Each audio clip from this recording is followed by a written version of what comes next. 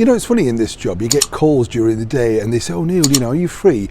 Could you come on? I'm free, yeah, I'm just thinking that. Are you being served? We think alike, don't we? Yeah, nothing like a giggle, is there?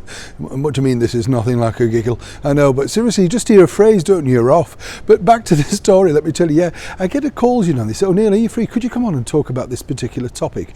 And so, you know, when they tell you the topic, you do kind of smile to yourself because you think, oh, I know where this is going. And this is because I got a call the other day, basically saying that they wanted to talk about the most influential black person that had been voted here in the United Kingdom. And they said, you know, who would that be in your opinion?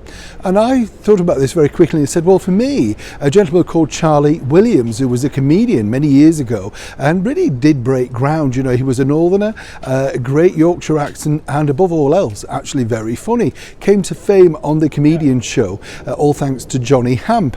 Now, there was a total silence because they'd never heard of this person, you know, even though he was a big star way back in the 70s and 80s. Is there anybody else? I said, well, Rusty Lee, the TV cook from TVAM, absolute hoot, riot of a woman, great fun, always upbeat, and, you know, not a bad cook either.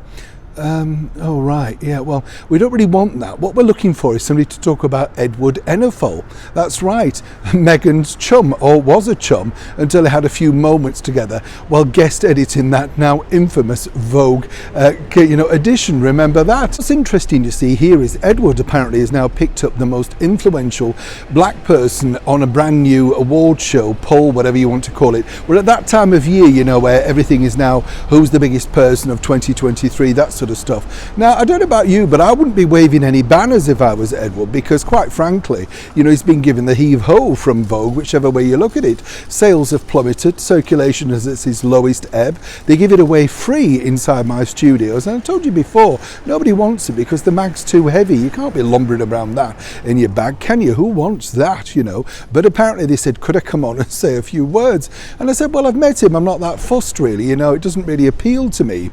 As I said, what was fascinated about this was the way that they want to flag wave it and all that sort of stuff. But get this, apparently Edward's going to be having a party. Yes, now Edward's job, if you didn't know, is editorial director, which basically means in the world of Vogue, selling very expensive posh clothes that you could never wear as practicalities to very rich white people. There's no two ways about it. Of course, you know, you could be maybe a person of colour who could possibly afford it, particularly if you've got, you know, coming from a very wealthy family perhaps. But you know, most of their money comes from very wealthy white people. No two ways about it. You know, if you look at the subscriptions, it's not necessarily a universally popular magazine for the multicultural society. Who can blame them at a £5 plus a shot? But no, they're having a party, and apparently Edward, you know, we needed to focus on this, and Meghan could be apparently turning up. That's what's going to be touted round in the next few days.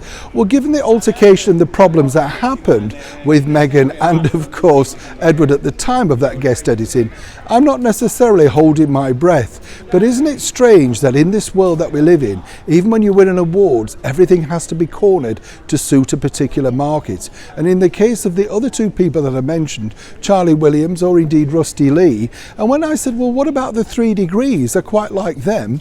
You know, they were a big impactive sort of time on my life as ladies of colour. Fabulous songs, big hair, glittery frocks, and even Prince Charles liked them. What's wrong with them? No, we couldn't mention those. And that's exactly how award shows work. Just thought I'd share that with you. Neil Sean in the very heart of London.